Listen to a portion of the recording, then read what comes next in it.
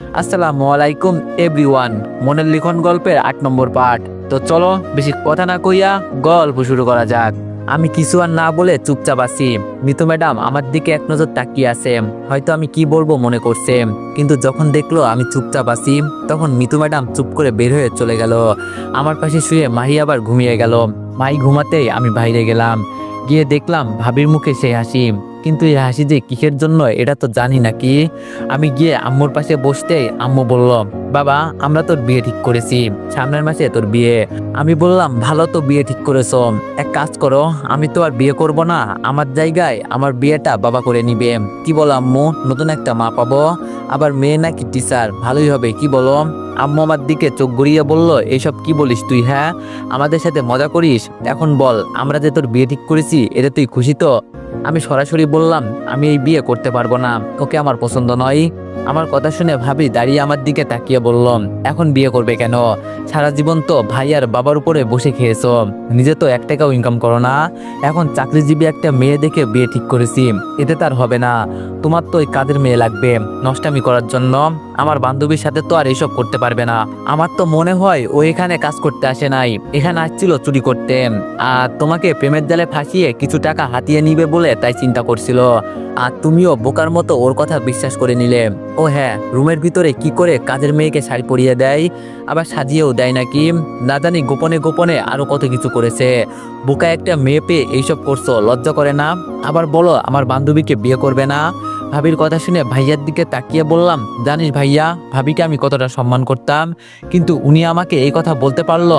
হ্যাঁ, এটা সত্যি, রিয়াকে আমি পছন্দ করি, তবে মিতুর মতো রিয়া নষ্ট মেয়ে না।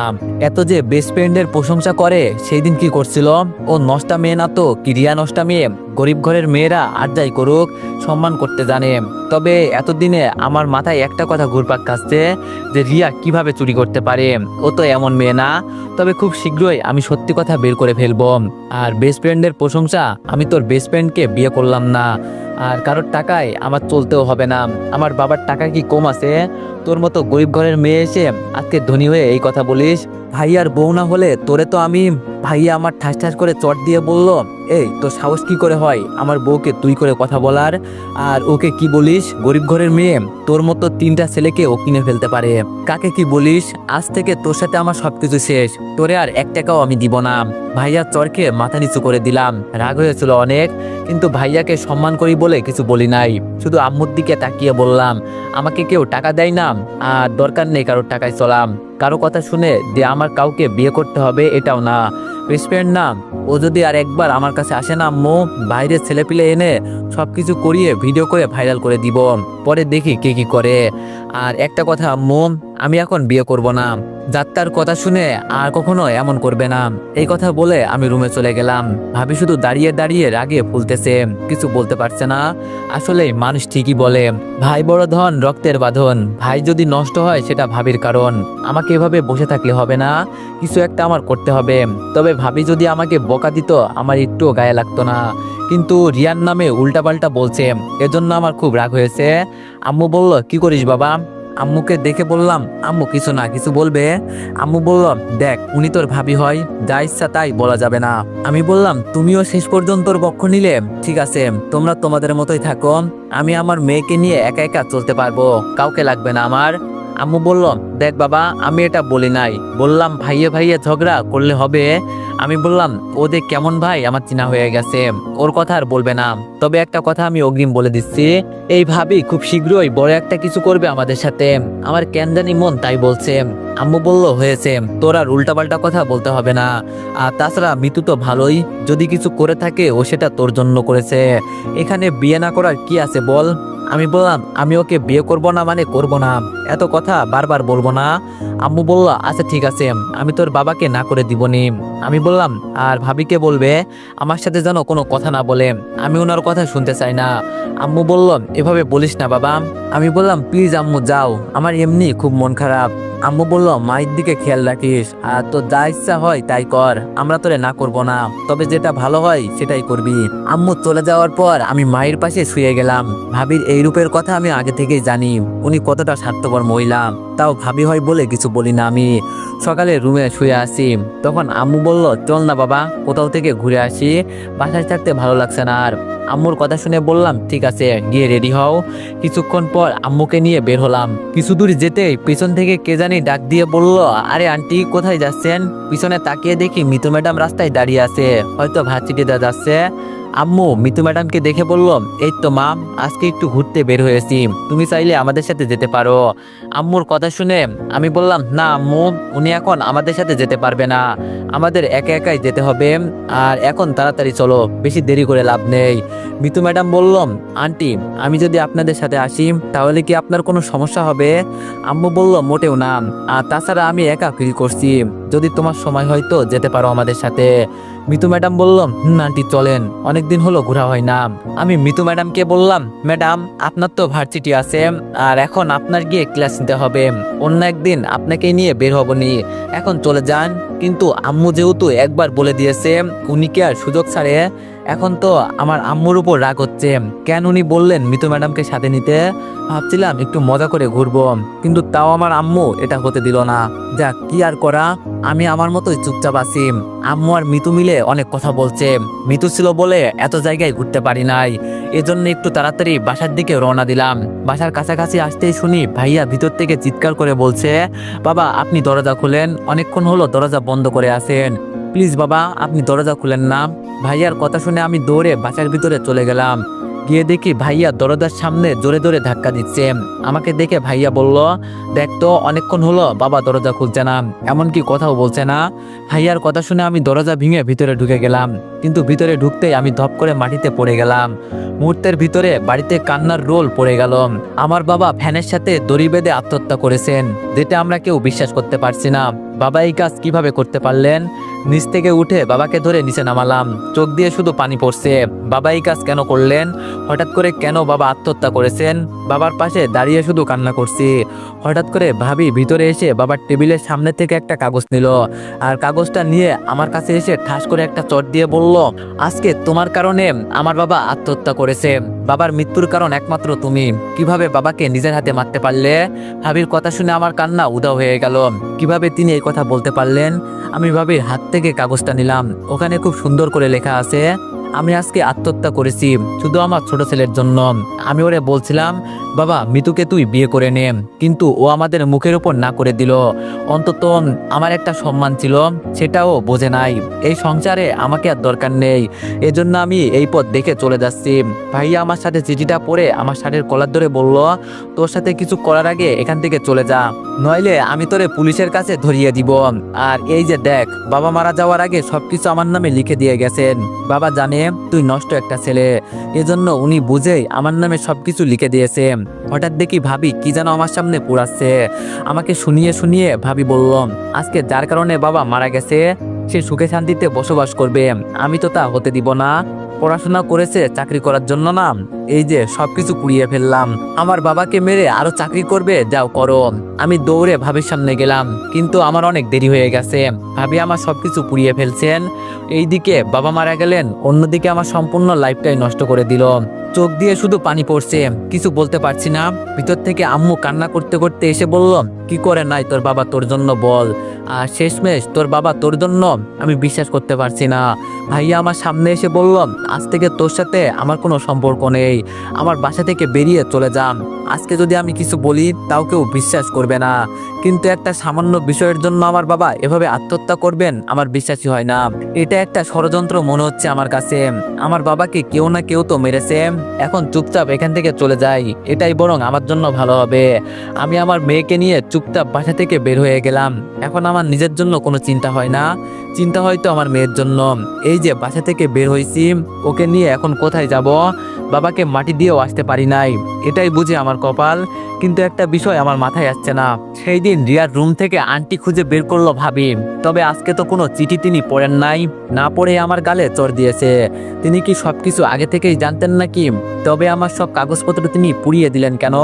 তার সাথে কি আমার আগে কোনো শত্রুতা ছিল নাকি?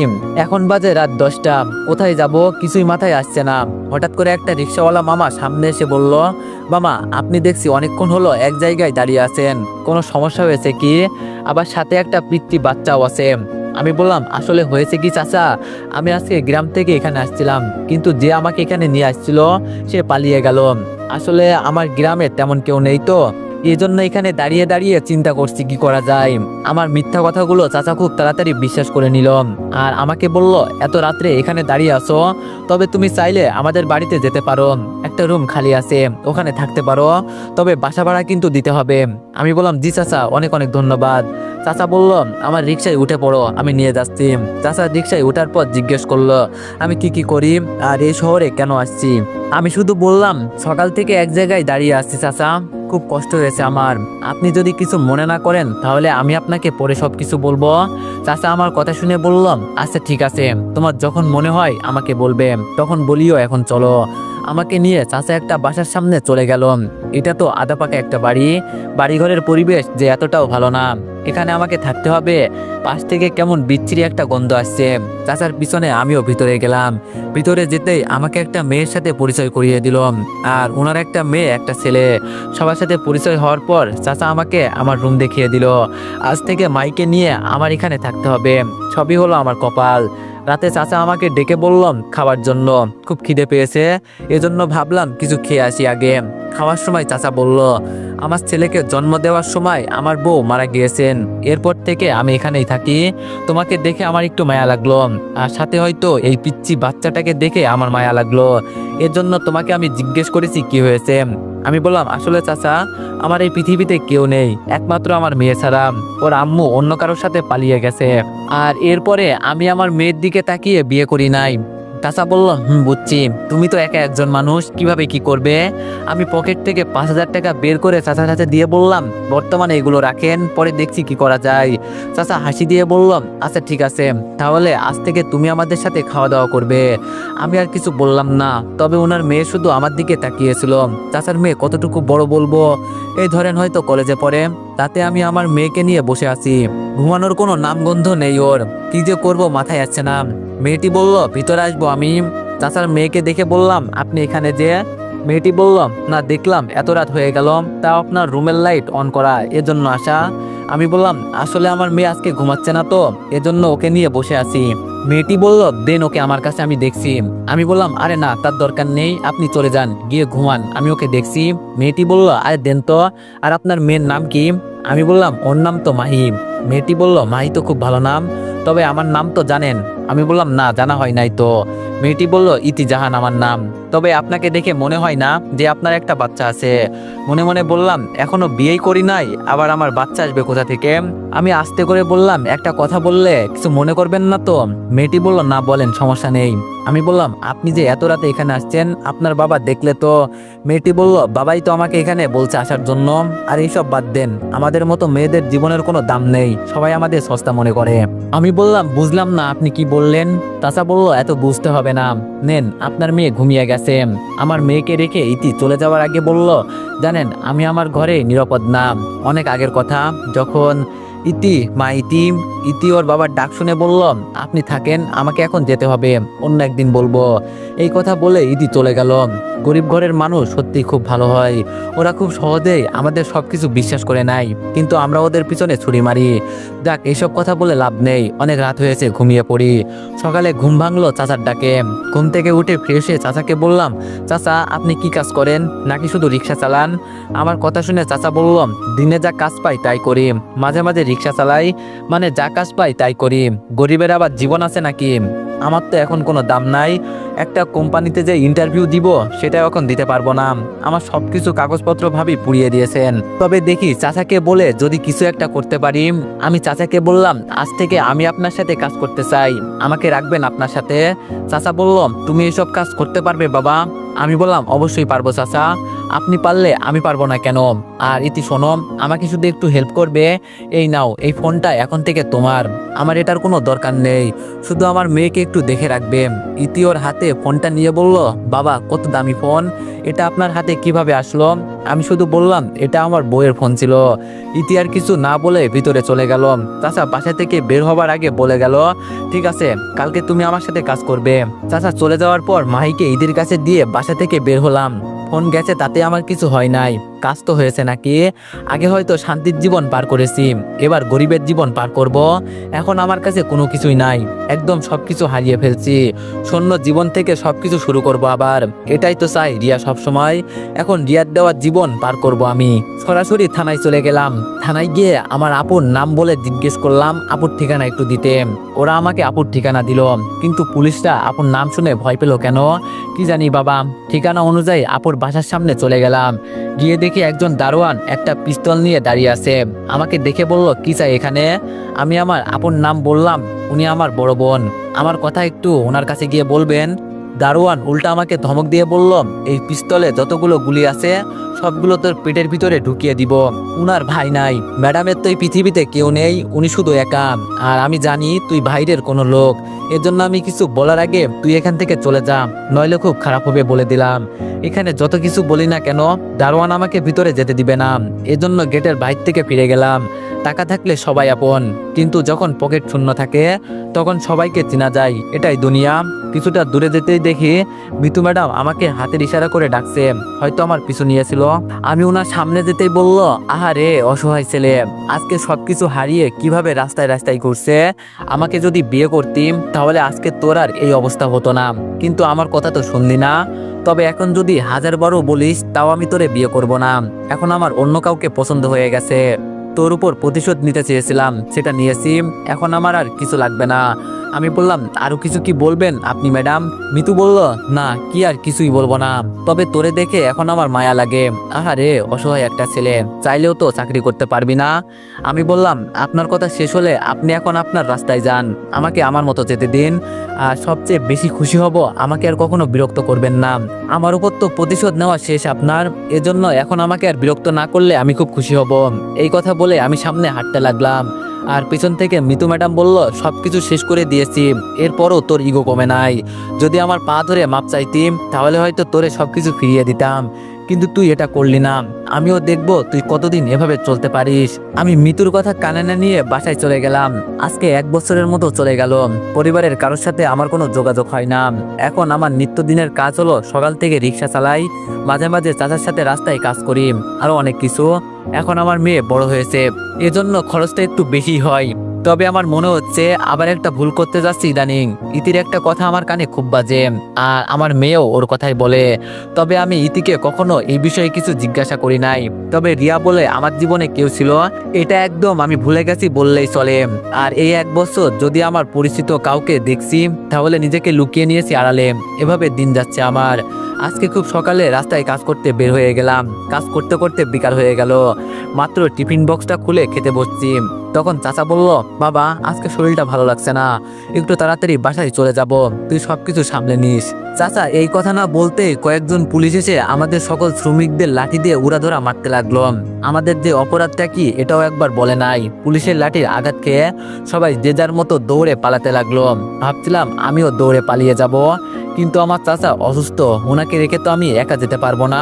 একটা কনস্টেবল এসে লাঠি দিয়ে আমার শরীরে জোরে আঘাত করলো। লাঠির আঘাতে আমি দাঁড়িয়ে বললাম, স্যার আমাকে মারবেন না, আর তাছাড়া আমরা কি এমন অপরাধ করছি যে আমাদের মারছেন? কনস্টেবল উল্টা আমার দিকে রাগ দেখিয়ে বলল, কুত্তার বাচ্চা, বেসরকারি জায়গায় কাজ করিস, তাও আবার সরকারের হুকুম ছাড়া, তোদের মালিক কোথায় আছে রে? আমি কনস্টেবলের কথা শুনে কিছু বললাম না, চুপচাপ দাঁড়িয়ে আছি। কি বলবো এখন আর? এখন যদি বেশি কিছু বলি উনি আমাকে ধরে মারবেন। এজন্য চাচা আমার হাত ধরে বলল, বাবা এখানে আর দাঁড়িয়ে থাকা যাবে না, ওনাদের দেখে হয়তো আমাদের মালিক পালিয়ে গেছে, চল আমরাও চলে যাই। আমরা চলে যাব, তখন পুলিশ কনস্টেবল আমাদের একটা পিক তুলে বলল, আবার খুব শীঘ্রই তোদের সাথে দেখা হবে, কিভাবে চুরির কাজ করিস এটাও আমরা দেখব। চাচা আমাকে টেনে নিয়ে যাচ্ছে। হঠাৎ আমার নজর এলো পুলিশের গাড়িতে। পুলিশের গাড়ির সামনে একটা লেডি কনস্টেবল দাঁড়িয়ে আছে। দূর থেকে মনে হচ্ছে যেন এই মেয়েকে আমার চিনা লাগে, আমি ওকে আগে কোথাও দেখছি মনে হচ্ছে। লেডি পুলিশকে দেখার আমার মনের ভিতরে কেমন যেন একটা আগ্রহ লাগলো। এজন্য চাচাকে বললাম, চাচা 1 মিনিট একটু দাঁড়ান, আমি আসছি। এই কথা বলে আমি লেডি পুলিশের দিকে যেতে লাগলাম, আর উল্টা পাশ ফিরে মেয়েটা ফোনে কি জানি করছে। আমি লেডি পুলিশের কাছে গিয়ে ডাক দিলাম, ম্যাডাম একটু শুনবেন। আমার কথা শুনে লেডি পুলিশটা বলল, কে রে তুই? এই কথা বলে আমার দিকে উনি ফিরে তাকাতেই আমি বোকা হয়ে গেলাম। যাকে এই শহরে কখনো দেখবো না আশা করছিলাম, সেই মেয়েটাই আজকে এখানে। ভাবি নাই কখনো কখনো রিয়াকে এভাবে দেখবো। এক সময় ও আমাদের বাসার কাজের মেয়ে ছিল, আর এখন ও একজন লেডি পুলিশ। ও ঠিকই বলছিল। ভাইয়া, আমাদের যদি কোনো একদিন দেখা হয় তখন যেন আমি প্রতিষ্ঠিত হয়ে আপনার সামনে আসতে পারি। আজকেও পুলিশের চাকরি করছে, আর আমার শরীরে নোংরা পোশাক। আজকে ওকে দেখে আমার লজ্জা লাগছে। রিয়াকে দেখে আমি মাথা নিচু করে দিলাম। ভাবি নাই কখনো আমি এই অবস্থায় ওর সামনে এসে দাঁড়াবো। আগে সেই কনস্টেবল এসে বলল, কিরে তুই এখানে কি করিস চাকরের বাচ্চা, তাড়াতাড়ি এখান থেকে যা। আর রিয়া ম্যাডাম, আপনাকে ও কিছু বলছে? কনস্টেবলের কথা শুনে রিয়া বলল, না। আর এই ছেলেটা কে? ওকে তো আমি চিনলাম না। রিয়ার প্রশ্ন শুনে স্যার বলল, আরে ম্যাডাম, ওরা গরিব অসহায়, রাস্তায় রাস্তায় চুরাই কাজ করে, এই আর কি। এই ছেলে, তুই তাড়াতাড়ি এখান থেকে চলে যা বলছি। চাচা আবার এসে আমার হাত ধরে বলল, বাবা চলো এখান থেকে, বেশি দাঁড়ানো যাবে না। আমি সামনে হাঁটছি আর চিন্তা করছি। রিয়া আমাকে আজকে চিনেও না চিনার ভান করলো, তবে অনেকদিন পর আমার মনের ভিতরে একটু শান্তি হয়েছে। এতদিন পর রিয়াকে দেখছি আমি নিজ চোখে।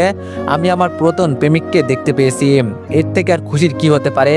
তবে ওর সাথে আমি যা করছি এতে ও হয়তো আমার উপর রেগে আছে, এজন্য আমার সাথে এমন করছে। আচ্ছা, ওর কি বিয়ে হয়ে গেছে? আরে না, আমি এসব কি বলছি, বিয়ে হবে কেন?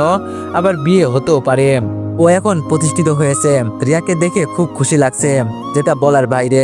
আমার বাড়ির কাজের মেয়ে এখন পুলিশের চাকরি করে, এর থেকে বেশি খুশি আর কি হতে পারে? বাসায় যাওয়ার পর মাহি বলল, বাবা আন্টি আমার চকলেট নিয়ে গেছে, এজন্য আন্টিকে আমি মারছি। আমি বললাম, না বাবা, এমন করতে নেই, চকলেট নিচে তো কি হয়েছে, আমি আবার কিনে দিব। ভাই বলল, বাবা তুমি গিয়ে গোসল করে আসো, পরে আমরা একসাথে খাবো। আমি বললাম, আম্মু ঠিক আছে। ভাই বলল, তুমি আমাকে চুমু দিবে না বাবা, তোমার মুখ থেকে সিগারেটের গন্ধ আসছে, এই কাম ছাড়ছে আবার, ধরা না খেলেই হলো। এজন্য আমি বললাম, আম্মু তুমি খেলা করো, আমি গোসল করে আসি, ঠিক আছে। গোসল শেষ করে কিছু খেয়ে নিলাম। খাওয়া শেষ হতে ইতি রুমে আসলো, আর এসে বলল, কি করেন সাহেব? আমি বললাম, এই তো মেয়েকে নিয়ে বসে আছি। তো তোমার কি খবর ইতি? ইতি বলল, চলে মোটামুটি, ইদানিং বাবা শরীর খারাপ যাচ্ছে, কি করব বুঝতে পারছি না। আমি বললাম, কাল থেকে ওনাকে আর কাজে যেতে হবে না, আমি আছি তো, চিন্তা করতে হবে না। উনি আমাকে বিপদের সময় জায়গা দিয়েছে, ওনার জন্য আমি এইটুকু করতে পারবো না। ইতি বলল, কিন্তু বাবা ইদানিং আমাকে আমার বিয়ের বিষয়ে বলছে। আমি বললাম, তো ভালোই বলছে, আমি একটা ভালো ছেলে দেখবনি। ইতি বলল, কিন্তু আমি তো এই বাড়ি ছেড়ে দূরে কোথাও যেতে চাইছি না, এজন্য ভাবলাম বাসায় থেকে যাই। আমি বললাম, বাসায় কিভাবে থাকবে? বিয়ে হলে তো স্বামীর বাসায় থাকতে হবে, মেয়ে হয়ে জন্ম নিয়েছো, অন্য বাসায় তো যেতেই হবে নাকি? ইতি বললাম, কিন্তু আমি বলতে চাইছি ঘরের মানুষ যদি ঘরেই থাকে। আমি বললাম, কি বলছো বুঝতে পারছি না আমি। ইতি বলল, বলছি আমি যদি আপনাকে। ইতি যে আরো কিছু বলতে যাবে।